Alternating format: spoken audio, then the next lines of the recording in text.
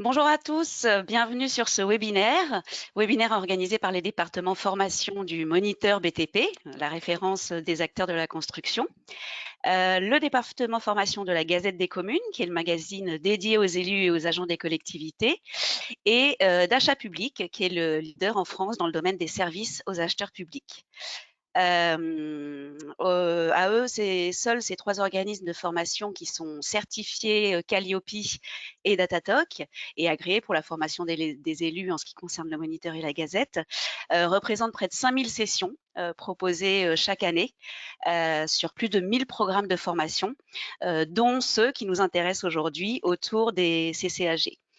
Comme vous pourrez le voir sur la slide suivante, chaque organisme propose dans son catalogue des formations qui ont été créées ou mises à jour à l'occasion de la sortie des nouveaux CCAG, comme par exemple la mise en pratique du CCAG travaux, le nouveau CCAG maîtrise d'œuvre, les règles applicables propres au CCAG pays, le CCAG marché industriel, etc. Donc, je vous invite, selon votre profil, à vous rendre sur le site de l'un de ces organismes pour découvrir ce qu'ils le proposent. Pour aborder donc ce thème des nouvelles règles applicables au CCAG en 2021, qui entre en œuvre là au 1er octobre de manière officielle, nous sommes accompagnés ce matin par Laurent Bidot, qui est Bonjour. avocat associé au sein du cabinet Nolo Avocat. Et Maître Bidot intervient principalement en droit de la commande publique, marché, concession, montage contractuel complexe, etc. Mais aussi en droit des services publics et des collectivités territoriales, ainsi qu'en droit de l'innovation publique, conciliant droit public et droit des nouvelles technologies et du numérique. Donc, il anime aux côtés de nos organismes de formation de nombreuses interventions, dont celle qui fait l'objet de notre webinaire d'aujourd'hui. Je vais donc lui laisser la parole pour cette intervention qui, j'en suis certaine, sera riche en enseignements.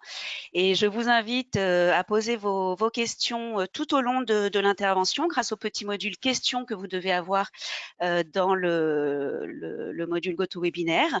Et je lui relayerai au fil de l'intervention afin qu'il puisse y répondre. Nous ne pourrons peut-être pas répondre à tout durant cette intervention, mais si par la suite il y avait des questions auxquelles nous n'avions pas répondu, nous tâcherons d'y répondre par écrit. Voilà, Maître Bidot, je vous remercie de votre présence à nos côtés aujourd'hui et je vous laisse la parole. À tout à l'heure. Merci beaucoup. Bonjour à tous, bonjour à toutes. Euh, alors, aujourd'hui, nous allons aborder effectivement un sujet qui est d'actualité, enfin, qui était déjà d'actualité lors de l'entrée en vigueur des différents CCAG le 1er avril dernier, mais qui est d'autant plus d'actualité que la date du 30 octobre coïncide au dernier jour d'utilisation des anciens CCAG et la date du 30 septembre. Et au 1er octobre, les différents CCAG de 2021 seront, on va dire, pleinement applicables. On va revenir dessus. Avant d'aborder les objectifs poursuivis par cette réforme, simplement se rappeler quelques petits points qui sont importants pour quelque part centrer le sujet de notre formation du jour. Quelques petits rappels, qu'est-ce que le CCAG? Alors, le CCAG, ce sont les cahiers des clauses administratives générales, ce sont d'une certaine façon des clausiers qui sont définis par arrêté du ministère de l'économie en l'occurrence, et qui sont, et je réponds ici à la deuxième question, qui sont des documents facultatifs, c'est-à-dire que l'acheteur public a la possibilité d'utiliser les CCAG pour définir les obligations contractuelles, les clauses contractuelles des marchés publics qu'il sera amené à conclure. C'est un document facultatif et la condition principale d'application du CCAG, et il est important de le préciser, c'est la référence expresse à celui-ci. C'est-à-dire que un CCAG ne s'appliquera à un marché, par exemple le CCAG travaux n'aura vocation à s'appliquer à un marché public de travaux qu'à l'unique condition que le CCAG soit expressément mentionné dans les documents du marché, qu'il soit fait expressément référence à ce CCAG. En l'absence d'une telle référence, le CCAG ne s'applique pas. Et alors, on avait plusieurs questions sont déjà arrivées. Je fais d'ailleurs un intermède. N'hésitez pas à poser vos questions. Celles où on n'aura pas le temps d'y répondre, j'y répondrai avec plaisir à l'issue de la formation, notamment par mail. Et une des questions portait sur la possibilité de déroger à certaines des clauses du CCAG. Alors, c'est un rappel important qui, pour certains, peut paraître évident, mais il faut bien avoir en tête que le CCAG est un document facultatif. Il s'applique dès lors qu'on y fait référence, mais y faire référence ne signifie pas que le CCAG dans son intégralité s'applique. L'acheteur public a toujours la possibilité de déroger à certaines des clauses du CCAG.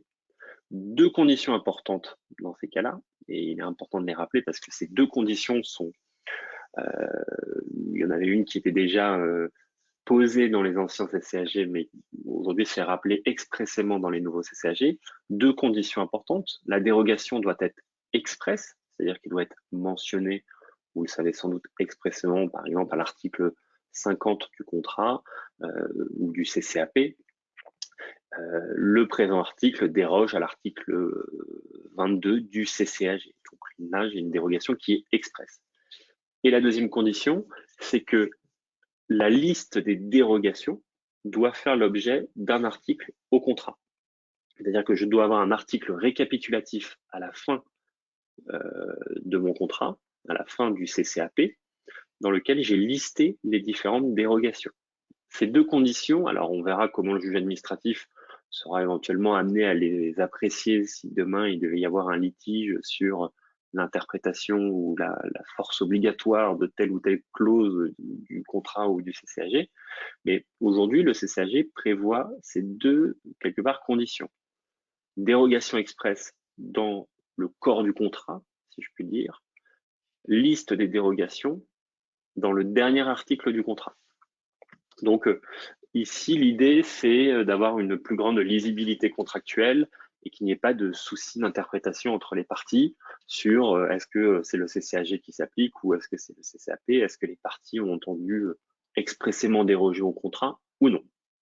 Donc, le CCAG, document facultatif, qui s'applique uniquement si on y fait référence. On peut déroger à certaines de ces stipulations. Est-ce qu'on peut utiliser plusieurs CCAG? J'y viendrai dans un instant. La réponse est non. C'est-à-dire qu'un CCAG correspond à un objet du marché public. Le CCAG travaux correspond au marché public de travaux. Et il n'est pas possible de faire mention de deux CCAG, à une exception, qui est celle des marchés de conception-réalisation. C'est-à-dire que, puisque, comme son nom l'indique, on couple à la fois des missions qui relèvent de la conception et des missions qui relèvent de la réalisation et donc de la construction, il est possible de faire mention à la fois du CCAG maîtrise d'œuvre pour les missions de conception et à la fois du CCAG travaux pour les travaux de réalisation de l'ouvrage. C'est l'unique exception. Ça n'empêche pas à l'acheteur public qui a fait référence à un CCAG d'utiliser les clauses d'autres CCAG. J'applique principalement le CCAG travaux, mais je souhaite appliquer, c'est un exemple comme ça, les clauses du CCAG, certaines clauses du CCAG maîtrise d'œuvre. Je peux les utiliser en les retranscrivant dans mon CCAP, mais je ne dois pas mentionner qu'elles viennent du CCAG maîtrise d'œuvre. Il faut bien avoir en tête que mon marché ne doit faire référence qu'à un seul CCAG, sauf si on est dans le cas des marchés globaux. Pour situer rapidement le CCAG dans la hiérarchie des pièces contractuelles, classiquement, j'ai mon DCE, le document de consultation des entreprises, qui va comprendre le règlement de la consultation et ensuite les pièces contractuelles. Parmi ces pièces contractuelles, je retrouve mon acte d'engagement et ses différentes annexes, notamment les annexes financières, et j'ai un ensemble de documents contractuels, le cahier des charges, qui lui va se composer du CCAP, le cahier des clauses administratives particulières, du CCTP, cahier des clauses techniques particulières, et les documents généraux auxquels je peux faire référence, dont le CCAG. Donc, dans ma hiérarchie des pièces contractuelles, le CCAP primera a priori sur le CCAG. Et finalement, ce sera principalement mon CCAP qui s'applique. Et lorsque mon CCAP sera muet sur un sujet, par exemple les opérations de réception des travaux, les parties, dès lors qu'elles ont fait référence au CCAG travaux, se rapporteront aux stipulations du CCAG travaux pour ce qui est des opérations de réception. Donc, c'est un corpus contractuel, un ensemble de documents contractuels, et mon CCAG, quelque part, dès lors que j'y fais référence, vient régir ce qui n'a pas encore été régi par les documents particuliers du marché. Alors aujourd'hui, on dénombre 6 CCAG. C'est l'une des nouveautés principales de la réforme, c'est l'introduction du CCAG maîtrise d'œuvre. Donc aujourd'hui, on a 6 CCAG. Classiquement, les préambules de chacun des CCAG précisent à quel type de marché ils doivent s'appliquer. C'est important parce qu'on peut douter, est-ce que dans certaines situations, typiquement aujourd'hui, j'ai une mission de maîtrise d'œuvre, est-ce que je fais application du CCAG maîtrise d'œuvre ou je fais application du CCAG prestation intellectuelle? Donc, le préambule de chacun des CCAG permet de résoudre quelque part un peu cette zone d'ombre. Donc, classiquement, mon CCAG travaux s'applique au marché public portant sur des travaux. C'est important, le CCAG maîtrise d'œuvre, lui, va s'appliquer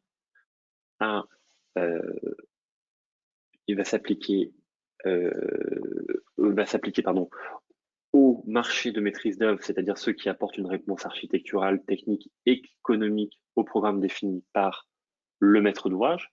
Donc ici, vous voyez, on retrouve la définition de la maîtrise d'œuvre telle qu'entendue auparavant dans la loi MOP, aujourd'hui dans le Code de la commande publique, mais vraiment, mon CCAG maîtrise d'œuvre n'a vocation à s'appliquer qu'à spécifiquement des missions de maîtrise d'œuvre, et non pas des prestations ponctuelles comme typiquement une mission d'OPC ou une mission de contrôle technique. Ici, on est dans une mission bien plus large, une réponse architecturale, technique, économique à un programme défini par le maître d'ouvrage. On retrouve le CCAG-PI, c'est-à-dire qui s'appliquent au marché, qui font apparaître une prestation qui est quelque part une activité de l'esprit, études, conseils, ça peut être du conseil juridique, du conseil financier. Le CCAG éthique, pour tout ce qui relève des techniques de l'information et de la communication, ce qui va être de la fourniture de logiciels, de matériel informatique. Le CCAG fourniture courante et services, là on est plutôt sur des prestations standardisées, des prestations courantes. Et enfin, celui qui peut-être est un peu le moins connu et le moins utilisé, le CCAG marché industriel qui se rapporte à des marchés de prestations, des marchés de travaux industriels qui sont exécutés selon des spécifications propres à l'acheteur public. Donc on a 6 CCAG, chacun a vocation à s'appliquer selon un objet précis de marché. Alors je vois une question qui est en lien avec ce dont on vient de parler. Doit-on impérativement lister toutes les dérogations prévues au CCAP dès lors que dans la hiérarchie des pièces, le CCAP l'emporte sur le CCAG? La réponse est oui. C'est mon CCAP qui va lister les dérogations au CCAG.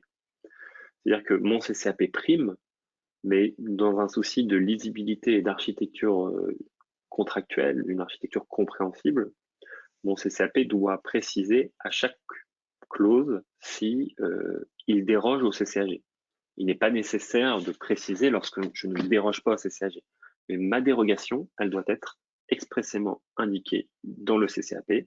Par exemple, si c'est une dérogation à l'article 3, si c'est l'article 3 du CCAP qui déroge à l'article 7 du CCAG, mon article typiquement va commencer par dérogation à l'article 7 du CCAG. Et cette dérogation devra faire l'objet d'une liste récapitulative dans généralement le dernier article du CCAP.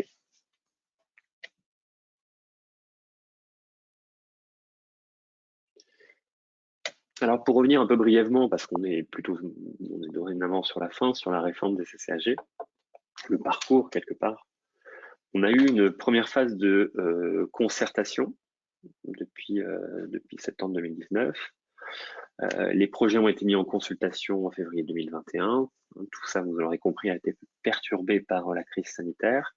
Et donc, les arrêtés ont été publiés le 30 mars 2021 avec une entrée en vigueur immédiatement, c'est-à-dire le 1er avril 2021, mais une date limite d'utilisation des CCAG 2009 au 30 septembre 2021. Au 1er octobre, là par contre, les CCAG 2009 sont véritablement abrogés et il n'est plus possible à partir de cette date, c'est-à-dire à partir de vendredi prochain, de faire application des CCAG 2021. Il s'ensuit qu'on est aujourd'hui encore dans une espèce de période transitoire. Une période transitoire, cette période un peu représentée sur le graphique de façon peu harmonieuse, j'en conviens, orange, rouge, mais on est dans cette période entre le 1er avril et le 30 septembre 2021 où cohabitent les deux CCAG. C'est-à-dire que sont entrés en vigueur les CCAG 2021 au 1er avril 2021, mais n'ont pas encore été abrogés les CCAG 2009. De sorte que l'acheteur, jusqu'à cette date, peut faire application aujourd'hui des deux CCAG. Et je dirais même que, de façon fortuite, il peut faire application de l'un ou de l'autre. Alors, déjà, il n'y a pas de sujet sur tous les marchés, toutes les consultations qui ont pu être lancées avant le 1er avril 2021. Nécessairement, ces marchés-là font référence par défaut au CCAG 2009. Entre le 1er avril et le 30 septembre 2021, s'il a été fait référence expressément au CCAG tel que approuvé par les arrêtés du 30 mars 2021, s'il est fait référence expressément au CCAG 2021, alors c'est le CCAG 2021 qui s'applique. En revanche, pendant cette période, s'il a été fait référence uniquement au CCAG sans d'autres mentions, alors par défaut, c'est le CCAG 2009 qui s'applique. Il est assez courant, il est assez courant que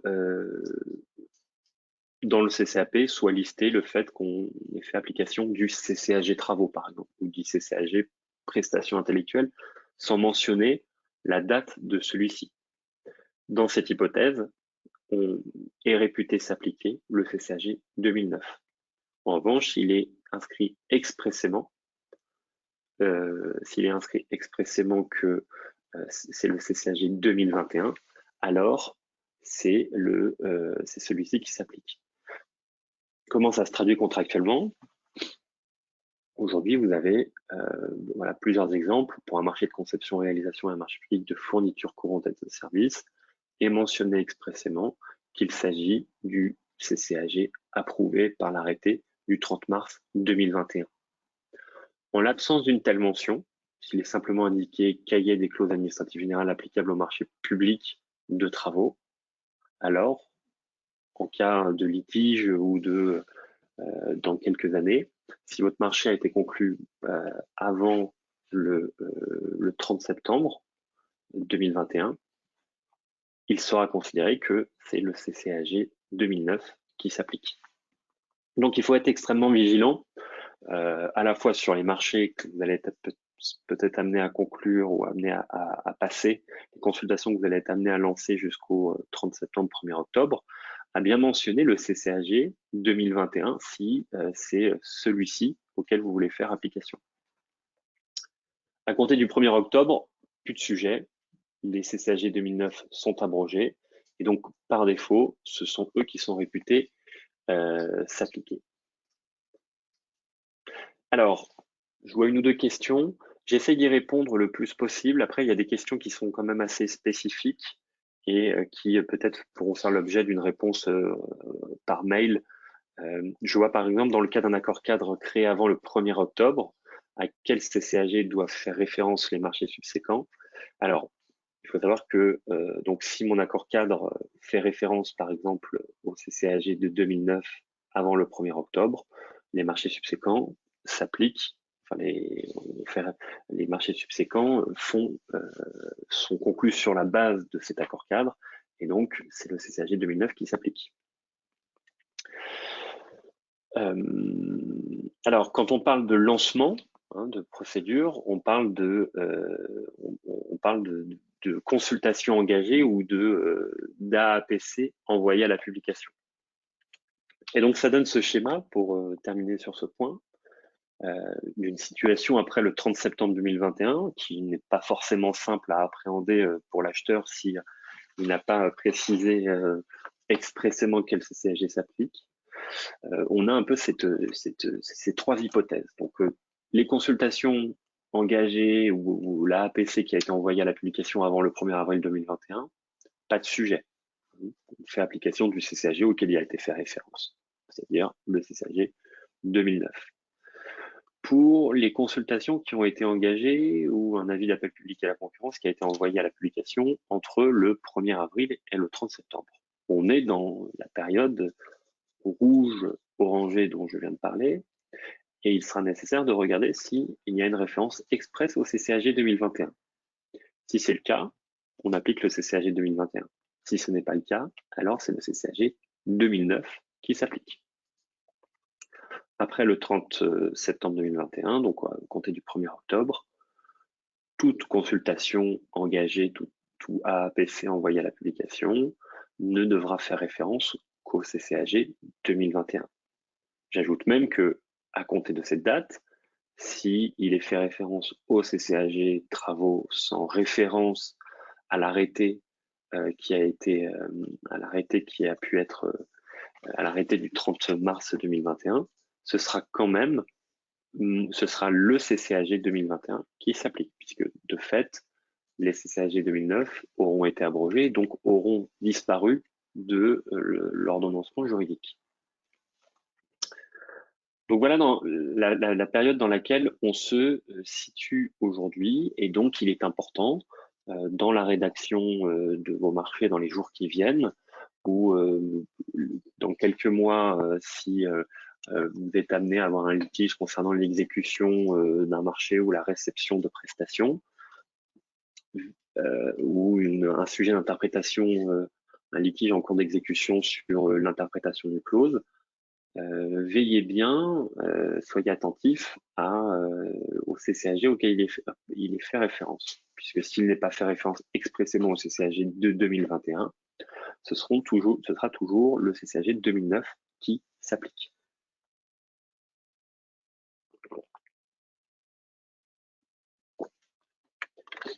Alors, pour en revenir maintenant, on a vu cette question d'application dans le temps qui pourra être sujet à interprétation et donnera lieu sans doute à des litiges sur le sujet. Passons maintenant aux objectifs de la réforme, aux grands objectifs de la réforme qu'on va retrouver de façon un peu transverse. L'idée, il faut savoir, ça a été d'harmoniser les CCAG. Et d'ailleurs, ils ont aujourd'hui une architecture commune, c'est-à-dire que quand on prend les 6 CCAG, bien qu'ils portent sur des marchés qui ont des objets différents, on retrouve une trame qui est commune, de sorte que pour l'acheteur public, pour les praticiens, il est beaucoup plus aisé de s'y retrouver. Alors, au-delà de cette harmonisation, il y avait un sujet d'actualisation, c'est-à-dire que les précédents CCAG datent de 2009 avec une réforme, une semi-réforme en 2014. Donc ici a été pris les évolutions du droit de la commande publique.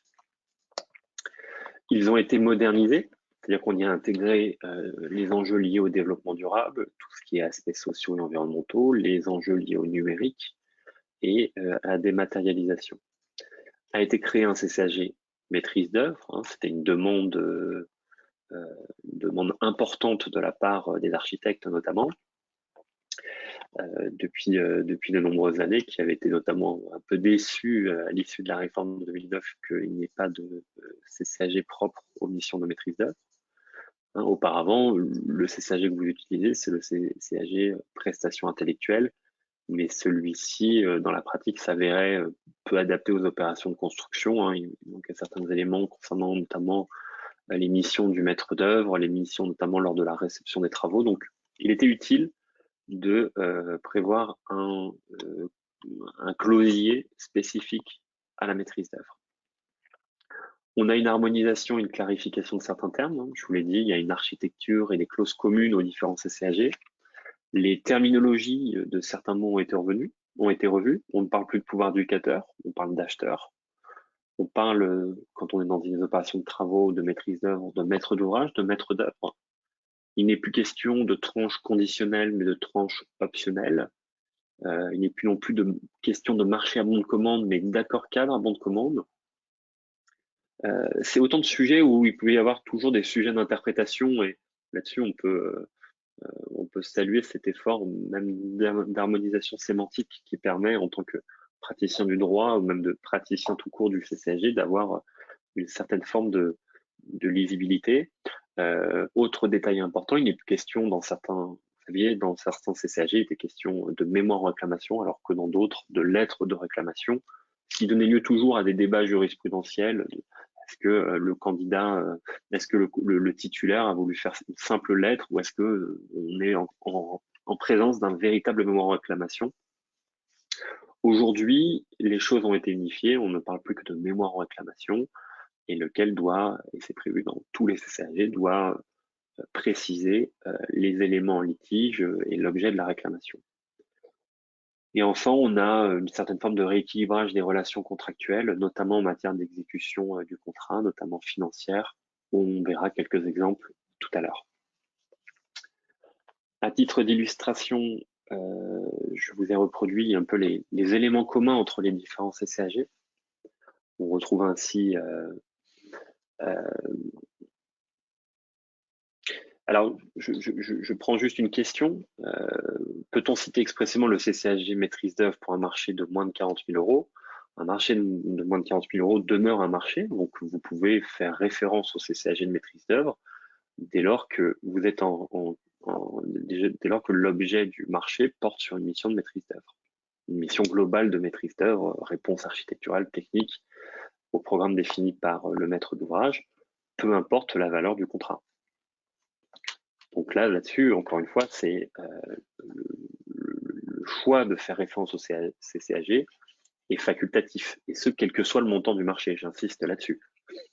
C'est quelque part une aide à la rédaction du contrat, mais il n'y a aucune obligation de s'en servir. C'est un document avant tout facultatif.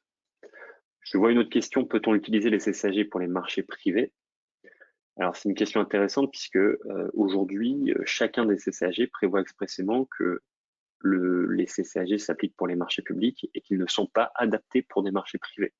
Ça ne veut pas dire qu'on ne peut pas les utiliser, mais en tout cas, ils ne sont pas adaptés.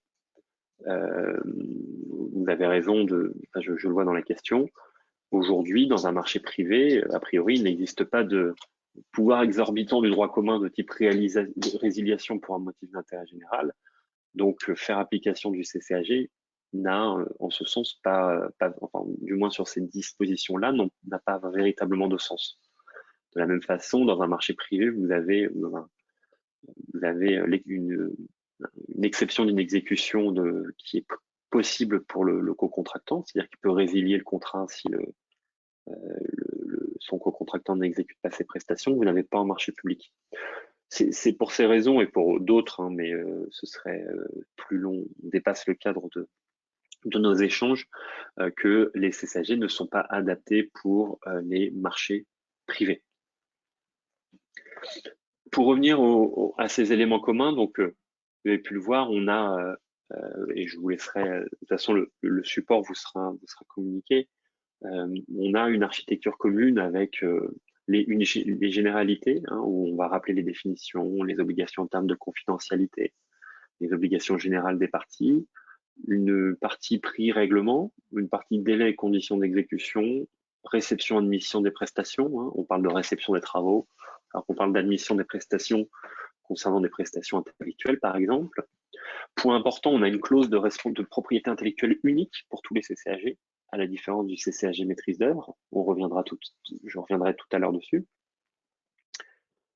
On a également a été uniformisé les hypothèses de résiliation. Vous retrouvez dans chacun des contrats les mêmes hypothèses de résiliation qui sont classiques, hein, résiliation pour faute, pour motif d'intérêt général, et des clauses peu ou prou uniques concernant le règlement des différends, avec un D. Donc, c'est important parce que dans le point de vue de la lisibilité des CCAG, on retrouve cette architecture commune qui permet de jongler entre les différents CCAG.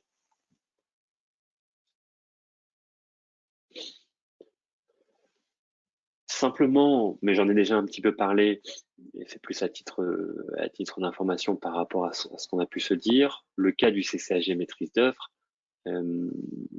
qui n'a vocation à s'appliquer que pour des opérations de maîtrise d'œuvre au sens strict, et qui quelque part s'applique conjointement avec le CCAG travaux. C'est-à-dire vous avez des renvois qui sont opérés entre le CCAG maîtrise d'œuvre et le CCAG travaux, de sorte que ces deux CCAG constituent deux outils assez utiles pour l'acheteur qui, lors d'une opération de construction, à la fois a son CCAG maîtrise d'œuvre, qui est organisé de la même façon que le CCAG travaux, et donc là-dessus, on a une utilisation simplifiée. J'ajoute d'ailleurs que vous avez un certain nombre de stipulations communes et que le CCAG travaux constitue une pièce contractuelle du CCAG, est une pièce contractuelle du marché de maîtrise d'œuvre pour ce qui concerne les obligations prévues, les missions du maître d'œuvre qui seraient définies au CCAG travaux. Je pense notamment à la procédure d'établissement des comptes du marché de travaux, aux opérations de réception. On a un rôle du maître d'œuvre qui est précisé au CCAG travaux et donc ce CCAG travaux est opposable au maître d'œuvre. Le point le plus important, c'est bien de noter que mon CCAG maîtrise d'œuvre, il n'a vocation à s'appliquer strictement que pour des marchés de maîtrise d'œuvre au sens de l'ex-loi MOP. Donc, on n'utilise pas le CCAG maîtrise d'œuvre pour une simple prestation de conseil, pour un AMO juridique, un AMO technique, un AMO financier, dans le cadre d'une opération de construction. Là, on relève du CCAG prestation intellectuelle. Mon CCAG maîtrise d'œuvre, c'est vraiment une réponse globale à un programme défini.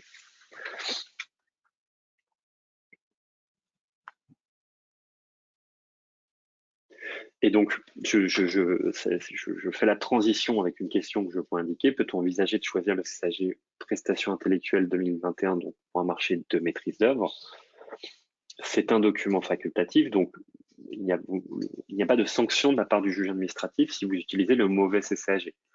Le risque, c'est simplement en termes d'exécution du contrat, vous allez avoir un corpus contractuel qui s'avère pas forcément adapté à l'objet de votre contrat. D'expérience, même si elle est limitée de par l'entrée en vigueur récente du CCAG maîtrise d'œuvre, à la fois les architectes, on peut les comprendre, mais aussi les maîtres d'ouvrage sont plutôt satisfaits de ce CCAG maîtrise d'œuvre en ce qu'il tient vraiment compte des spécificités des marchés de maîtrise d'œuvre. Les architectes sont très heureux de la clause de propriété intellectuelle où il est pris en compte la protection de leurs droits patrimoniaux, de leurs droits d'auteur, ou de la révision des prix du marché. Le maître d'ouvrage est lui assez heureux d'avoir une harmonisation avec le CCAG des travaux qui lui permet quelque part de conduire son opération,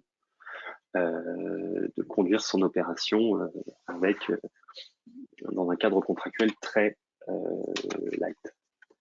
Alors, je vois réexpliquer la différence d'usage entre le CCAG maîtrise d'œuvre et le CCAG prestation intellectuelle.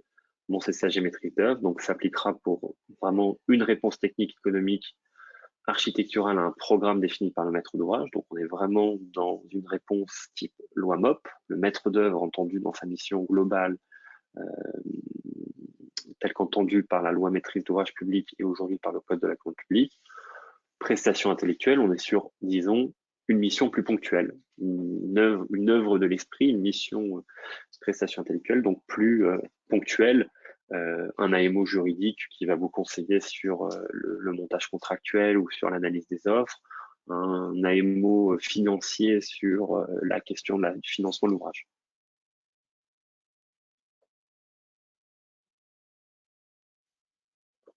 Alors ensuite, venons-en à quelques nouveautés importantes du CCAG. Alors je vous le disais, il y a déjà une modernisation du CCAG. 3 axes.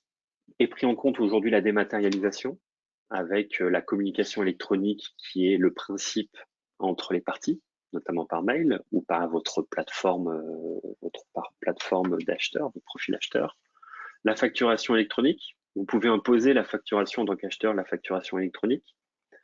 Vous pouvez même refuser des factures qui n'auraient pas été émises de façon électronique, à condition d'avoir averti le titulaire du fait qu'il devait déposer ses factures par format électronique, typiquement via Chorus.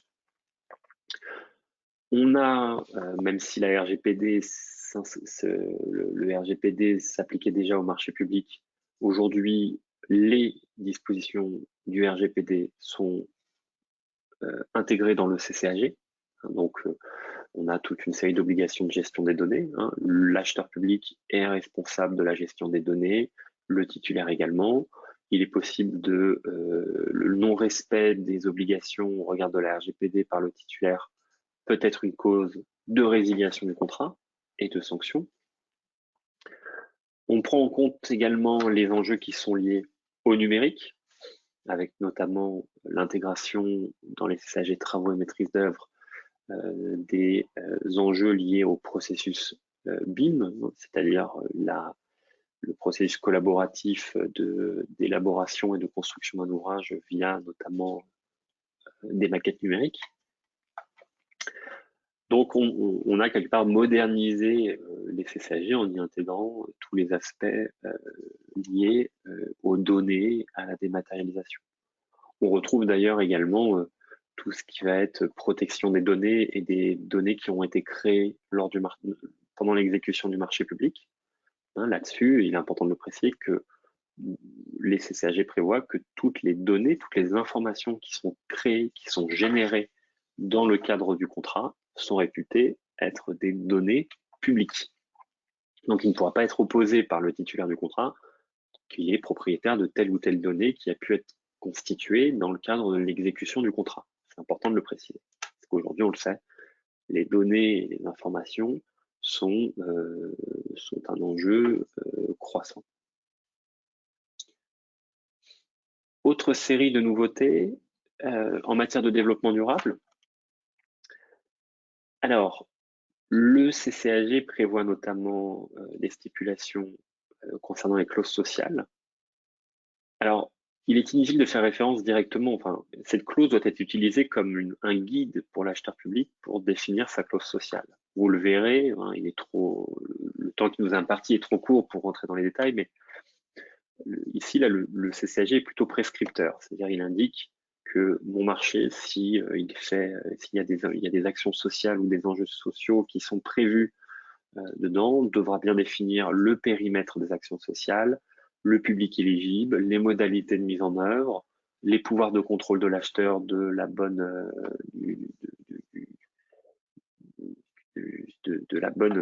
exécution de ces clauses. Est prévue également toute une série de clauses environnementales, la nécessité de prévoir notamment un plan de gestion des déchets dans les opérations de travaux, la nécessité pour les conditions que les conditions de livraison des prestations tiennent compte des enjeux environnementaux, notamment favoriser des circuits courts ou des modes de transport qui sont peu émetteurs de CO2. Vous avez des stipulations aussi qui sont propres aux emballages, c'est important. On retrouve un peu les principes de la loi AGEC contre le gaspillage, où dans la mesure du possible, les emballages seront limités, où on aura recours à des emballages réemployés.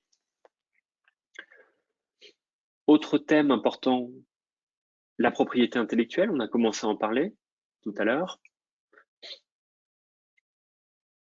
Auparavant, seul le CCAG prestations intellectuelles et seul le CCAG TIC, technologie, de l'information et de la communication, prévoyaient une clause de propriété intellectuelle avec une option A et une option B. Dans mon option A, l'acheteur se voyait simplement concéder une licence sur les droits de propriété intellectuelle liés aux prestations, alors que dans l'option B, les droits de propriété intellectuelle lui étaient cédés à titre exclusif. Très concrètement, si en tant qu'acheteur public, l'objet du marché était la conception et la réalisation d'un logiciel, dans l'option A, le titulaire du marché m'accordait simplement une licence d'utilisation de ce logiciel, alors que dans l'option B, il me cédait exclusivement les droits sur ce logiciel. Aujourd'hui, ces deux options ont été supprimées. On n'a plus qu'un seul régime juridique, qui est une cession des résultats à titre non exclusif à l'acheteur pour les besoins exprimés dans le marché. Qu'est-ce que ça veut dire? Si je reprends l'exemple de mon logiciel, ça veut dire que en appliquant les nouveaux CCAG, mon logiciel est cédé à l'acheteur qui peut donc l'utiliser. C'est une simple cession à titre non exclusif, ce qui induit que le titulaire du marché pourra utiliser lui aussi le logiciel, notamment le commercialiser, pour les besoins exprimés dans le marché. C'est-à-dire que l'acheteur public se voit céder donc à titre non exclusif le logiciel et il ne pourra l'utiliser que conformément à l'objet du marché. Là-dessus, c'est important parce que la cession des droits de propriété intellectuelle, l'utilisation exclusive que vous pourriez souhaiter d'un produit ou d'une prestation, il est important de le définir précisément au contrat. Puisque aujourd'hui, comme vous pouviez le faire avant, vous choisissiez l'option A ou l'option B. Je rappelle que par défaut, c'était l'option A qui s'appliquait auparavant, quand il n'avait pas fait référence à une option. Aujourd'hui, on a un seul régime. Donc, il faut être bien vigilant si vous ne souhaitez pas vous inscrire dans ce régime, de bien y déroger dans les documents particuliers du contrat. Ce qui est donc possible, comme je le disais en introduction. Il y a quelques exceptions.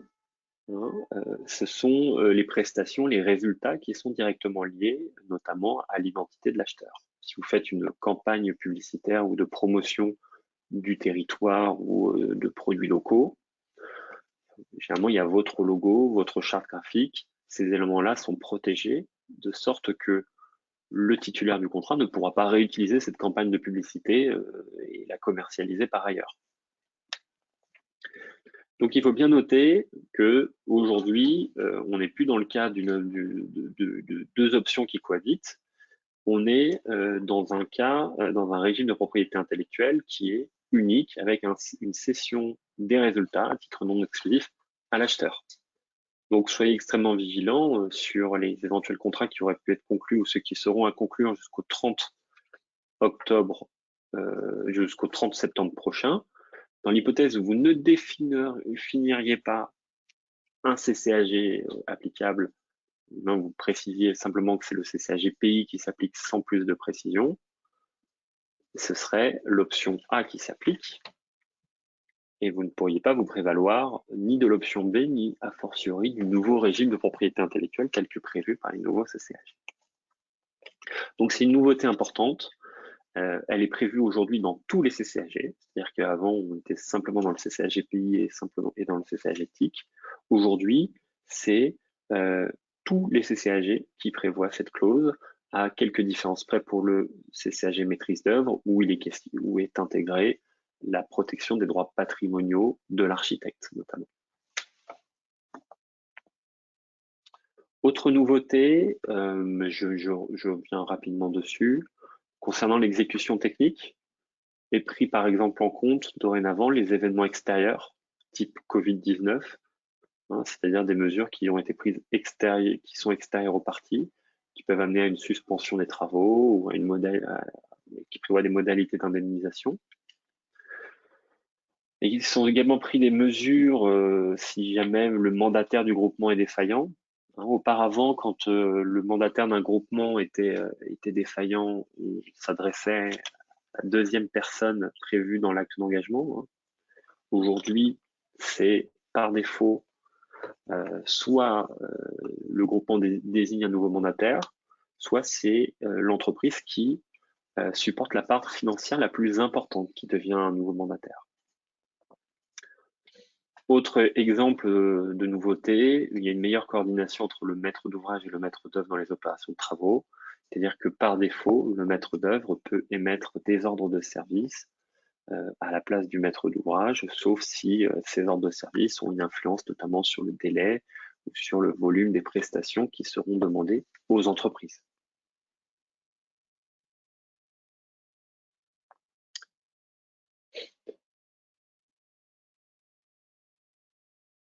Alors je lis quelle différence entre une licence et une cession à titre non exclusif, c'est finalement la même chose. C'est-à-dire que la licence me donne simplement le droit d'utiliser un logiciel, par exemple, et je n'en ai pas l'exclusivité. C'est-à-dire que le titulaire du marché m'a simplement accordé une licence pour l'utiliser, comme il pourra accorder à d'autres utilisateurs une licence. Autre nouveauté qui peut être intéressante aussi à noter, mais encore une fois qui nécessite d'être approfondie, c'est l'origine des ordres de service, par exemple dans les marchés, dans le CCAG travaux. Aujourd'hui, il y a une obligation générale qui est prévue pour le titulaire de se conformer obligatoirement aux ordres de service, sauf 4 hypothèses qui sont limitativement définies au CCAG, que vous pouvez voir ici. On a notamment le fait que l'ordre de service présente un risque en termes de sécurité, de santé ou de méconnaissance d'une disposition législative ou réglementaire. Le fait que, et c'est une avancée, c'est pour lutter contre ce qu'on appelle les ordres de service à 0 €. Lorsqu'un ordre de service prévoit des prestations supplémentaires, mais que pour autant il n'a pas été valorisé financièrement. De la même façon, le titulaire n'est pas obligé de se conformer à un ordre de service si cet ordre de service prévoit des travaux supplémentaires d'un montant très important, 1/10 du montant contractuel des travaux. Et de la même façon, il n'est pas obligé quand il y a un ordre de service tardif. Alors, point important là-dessus, c'est que spontanément, le titulaire, pour ne pas se conformer à l'ordre de service, doit d'abord avoir alerté le maître d'ouvrage. Il doit avoir écrit au maître d'ouvrage, il doit l'avoir informé, et si le maître d'ouvrage ne lui répond pas dans un délai qui est par défaut au CCAG prévu de 15 jours, alors le titulaire est délié de ses obligations concernant l'exécution de cet ordre de service. Donc, en tant qu'acheteur, il faut être extrêmement vigilant à bien préciser que, par exemple, la valorisation financière d'un ordre de service, y compris une valorisation financière provisoire, il faut être extrêmement vigilant aux courriers ou aux notifications que vous pourriez recevoir de la part du titulaire qui refuserait d'exécuter pour l'une de ces hypothèses un ordre de service. Puisqu'en l'absence de réponse de votre part, il peut décider de ne pas exécuter l'ordre de service, qui peut être assez problématique lors de l'exécution du contrat. Justement, j'en parlais, pour signaler simplement quelques petites nouveautés d'un point de vue de l'exécution financière du contrat. Globalement, bon, les stipulations qui sont relatives au prix demeurent inchangées. Je vous l'ai dit tout à l'heure, on vient d'en parler, on a quelque part la fin des ordres de service à 0 €, c'est-à-dire que tout ordre de service doit être valorisé financièrement. On a un plafonnement des pénalités, ça c'est important, qui est prévu par défaut au CCAG de l'ordre de 10%. Encore une fois, il est possible d'y déroger, mais soyez vigilants puisque au CCAG, il est prévu ce plafonnement. On a un régime des avances qui est également modifié avec 2 options, option A, option B. L'idée ici est de favoriser les petites et moyennes entreprises. Comme vous pouvez le voir dans ces 2 options, dans mon premier cas de figure, j'ai un taux d'avance qui doit être à minima de 5%, 5% jusqu'à 30%, et j'ai un taux d'avance qui est fixé par défaut à 20% pour les PME, qui est le taux habituel pour l'État. Donc ici, dans cette option 1, qui s'applique par défaut, on ne fait pas de distinction selon la qualité de l'acheteur. Si j'ai des PME, si le titulaire est une PME, le taux d'avance est par défaut de 20%. Dans mon option B, on sera entre 20 et 10%. Si vous êtes une collectivité territoriale, alors c'est le taux de 10% qui s'appliquera. Voilà, l'idée simplement ici, c'est de favoriser les PME en prévoyant un régime qui est par défaut celui d'une avance fixée à 20% du montant du marché.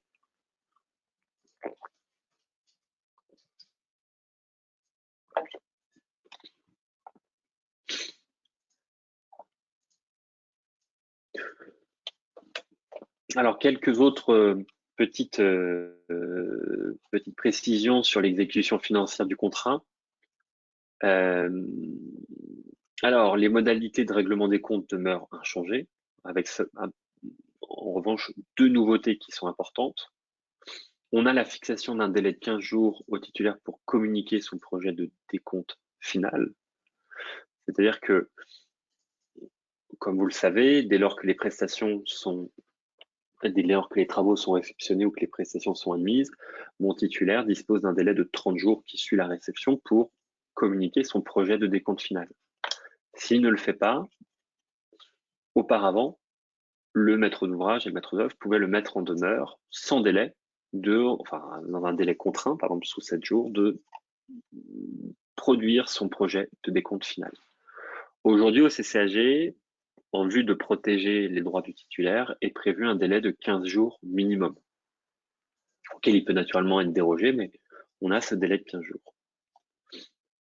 De la même façon, autre précision importante au moment du règlement des comptes, il est important pour le maître d'ouvrage de bien mentionner dans le décompte général l'ensemble des réserves qui n'ont pas été levées et tous les litiges et réclamations dont il pourra avoir connaissance et qui seraient susceptibles de concerner le titulaire. Sinon, il n'y a pas de recherche de responsabilité ou d'appel à garantie qui ne sera possible ultérieurement. Je vous donne un exemple. Si vous soldez les comptes du titulaire d'un lot numéro 1, mais que vous savez par ailleurs qu'il y a une demande indemnitaire de la part du titulaire du lot 2 qui impute notamment, cette demande indemnitaire est par exemple fondée en partie sur les retards et sur les fautes qu'a pu commettre le titulaire du lot 1. Imaginons le titulaire du lot 2 a une demande indemnitaire de 20 000 euros. Vous allez réserver quelque part, vous allez mentionner dans le décompte général du titulaire du lot 1 cette réclamation, puisque de fait, vous êtes, en tant qu'acheteur, maître d'ouvrage, vous êtes susceptible de vous retourner vers le titulaire du lot 1 en raison, quelque part, de sa responsabilité dans le préjudice subi par le titulaire du lot 2. Donc, il est important de bien veiller à mentionner dans le décompte général l'ensemble des réserves non levées et tous les litiges et réclamations qui pourraient concerner le titulaire en question. J'en termine sur le règlement du marché.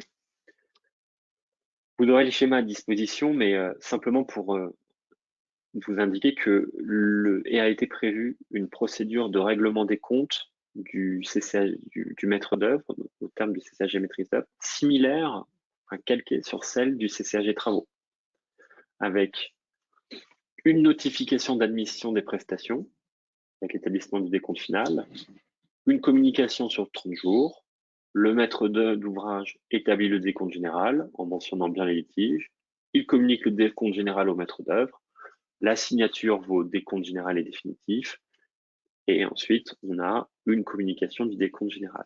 Donc ici, on retrouve, vous le voyez, la procédure prévue, enfin elle est calquée avec quelques petites différences près, notamment en termes de délai. On retrouve la procédure de règlement des comptes, le schéma, l'architecture qui est prévue en CCAG travaux pour le CCAG maîtrise d'œuvre. Quand je vous disais que le CCAG travaux et le CCAG maîtrise d'œuvre ont vocation à être utilisés conjointement et présenter la même architecture, puisqu'ils sont utilisés dans les mêmes opérations, la procédure de règlement du marché en est typiquement l'exemple.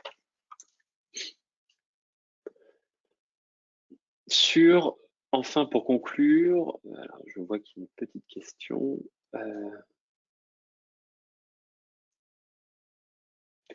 C'est une question assez spécifique. Je vous propose clauses sociales et environnementales ne s'appliqueront pas. Sommes-nous